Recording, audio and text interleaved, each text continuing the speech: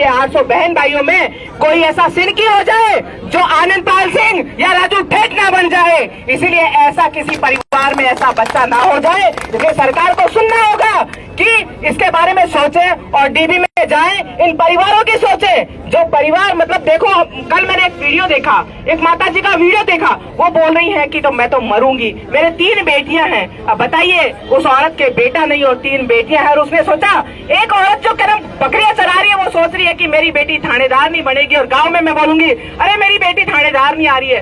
क्या एक नारी को, एक विधवा नारी को इतना भी नहीं है कि वो अपनी बेटी या बेटा को थानेदार बना ले? क्यों? क्योंकि वो तो विधवा हो गई। क्या उसका हक नहीं है? क्या एकल मदर को हक नहीं है कि वो अपने बेटी या बेटे को एक पढ़ा लिखा के कोई अफसर बना ले? या सिर्फ उन्हीं को हक है जो पैसे वाले हैं? क्या उन्हीं के बच्चे अफसर बनेंगे? ये एक बहुत बड़ा कलंक और काला, राजस्थान के लिए तो बहुत बड़ा काला दिन है ये, बहुत बड़ा राजस्थान के लिए कि एक 54-55 लोगों के लिए 800 कर्मचारियों की ये भर्ती नहीं है भाइयों बहनों, भी ये भर्ती नहीं है, ये 800 कर्मचारी है राजस्थान सरकार के, जो आज से 2 साल हो गए होगी तनख्वाह लेते हुए आप लोगों को।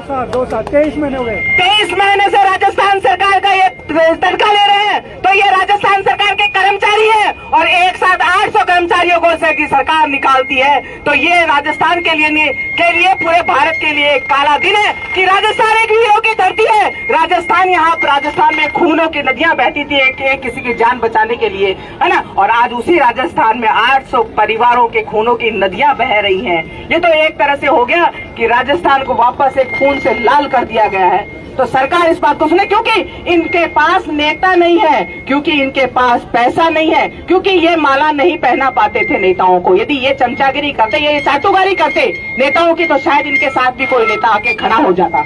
और 2 दिन पहले मैंने एक वीडियो देखा हनुमान जी बेनीवाल का और किरोड़ीलाल मीणा जी का।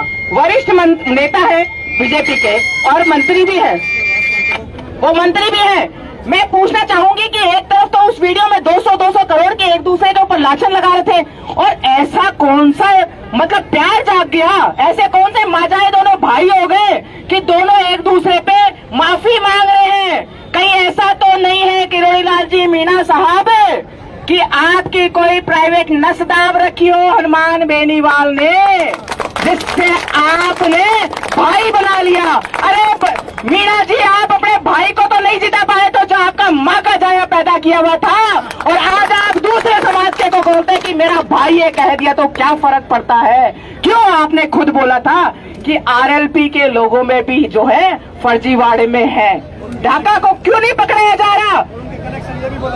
और ये बोला था कि इसमें कनेक्शन है, और हमें भी लग रहा है कहीं ना कहीं, क्योंकि ये 800 थानेदार अब ड्यूटी चढ़ने वाले थे, तो ये कनेक्शन जो है लाइट में फिट हो जाते, इसलिए ये सोचा है कि इस कनेक्शन को ही काट दो। तो इस तरीके से जो अन्याय हुआ है इन परिवारों के साथ, मैं कहती हूँ कि हम सुप्रीम कोर्ट तक जाएंगे इस लड़ाई को लड़ने के लिए, और हम थानेदार हैं, थानेदार थे, थानेदार रहेंगे। कोई माइकल लाल नहीं है जो हमें हरा सके, क्योंकि एक तो सिंगल बैच का है ये, तो सिंगल बैच में भी ये बोला है कि सरकार इसके ऊपर सरकार इस पर निर्णय ले। ये नहीं कहा है कि भर्ती रद्द कर दिए। ये सोशल साइड पे एक भ्रामक वो फैलाई जा रही है सरकार। कल मेरे फेसबुक पे भी लगा है कि ये जो है कि सरकार इसमें निर्णय ले, 5 आरपीएससी के लोगों का भी नाम लिखा है। तो मैं ये पूछना चाह रही हूँ, एसओजी और आरपीएससी वालों को क्यों नहीं पकड़ रही? आज भी मंजू शर्मा इंटरव्यू ले रही है, दूसरे लोग इंटरव्यू ले रहे हैं, तो इनका घर भरने के लिए ये जितने भी हैं इनकी जांच की जाए, इनके अकाउंट चेक किए जाए, इनके फोन चेक किए जाए कि पैसा कहाँ से कहाँ आ रहा है। कोई रोड का आदमी जिसके पास एक फ्लैट नहीं और वो करोड़ों का मकान खड़ा कर देता, तो वो पैसा जांच क्यों नहीं हो रही? ये जांच का विषय है कि नहीं है? अरे हम कहते हैं कि हमारे थानेदारों को तो चैलेंज देते हैं, हमारे थानेदारों को तो आपके थाने लगा दीजिए, हमारे पूरे खानदान लगा दीजिए, हमारे पूरे रिश्तेदार लगा दीजिए, हमारे सगे संबंधी, हमारे बेटे बेटी सबके साथ हमारी रिश्तेदारी में कहीं भी लगा दीजिए कि हमने कोई खर्चे पानी के लिए, कोई ब्याह शादी के लिए कोई 1,50,000 रुपए किसी से उधार ले लिया, वो तो बात अलग होगी, पर इस थानेदारी के लिए कहीं भी हमने कोई पैसा लिया है तो हम चैलेंज करते हैं कि हम अपनी गर्दन कटवा देंगे। यहाँ पर इसी शहीद स्मारक में हम अपनी गर्दन कटवा देंगे, पर क्या करे पता नहीं किसका दबाव है। और 20 से लेकर 20 कहते हैं 20 और 25 लाख रुपए लिए गए हैं, चलो हम मान लें 20 से 25 लाख रुपए लिए गए, अरबों रुपए हो रहे हैं। तो हमारा सरकारी तंत्र और एसओजी क्या इतनी वीक 5 लाख रुपए भी जब्त नहीं कर पाई है इन फर्जियों से। क्या कारण हुआ है? क्या एसओजी ने भाईचारा निभाया है जिससे पैसा? आपको पता है कि थाने में कोई चोरी होती है, 10 लाख की चोरी होती है तो 2 लाख रुपए तो 1 महीने बाद भी पुलिस जब्त करती है कि नहीं करती है? बिल्कुल करती है। तो इसमें तो अरबों रुपए हुआ, अरबों रुपए, जिससे शायद हमें तो ये भी नहीं पता कितनी जीरो लगती है। तो फिर बाद में एसओजी ने 5 या 10 लाख रुपए भी क्यों जब्त नहीं किए? कहीं ऐसा तो नहीं है कि उनको बचाने के लिए पैसा जब्त नहीं किया गया? क्योंकि आपको पता है कि कोर्ट में पैसा जब्त नहीं किया तो कैसे हासिल करेंगे कि भाई ये इन्होंने पेपर लीक करवाया है, इनको सह मिल रही है, ये भर्ती रद्द करना, दोबारा में और लाखों रुपए लिए जाना और वापस की वापस भर्ती कराना और इनका जो नेतागिरी है, इनका घर बना। ये बताइए वहां पर एक तंबू लगा था बहुत बड़ा, लाखों रुपए खर्च हुए थे, क्यों नहीं एसओजी जांच कर दी कि वो पैसा कहां से आ रहा है? आज जो हम लोग आए हैं, आज हम लोग कोई तो स्कूटी से आए हैं, कोई स्कूटर से आए हैं, कोई मोटरसाइकिल से आए, कोई किराए की गाड़ी से आए, कोई भी डिफेंडर तो लेके ही नहीं आया। मुझे नहीं लगता कि यहाँ डिफेंडर वाला कोई आया है। तो डिफेंडर वालों की क्यों नहीं जांच की जा रही है? मैं सरकार से कहना चाहूंगी कि उनकी जांच की जाए और ऐसा ना हो इन्हीं में से कोई राजू ठेठ या आनंदपाल पैदा हो जाए और कहीं ना कहीं लाखों लोगों का परिवार बर्बाद हो जाए, कहीं ना कहीं उसकी मार होए।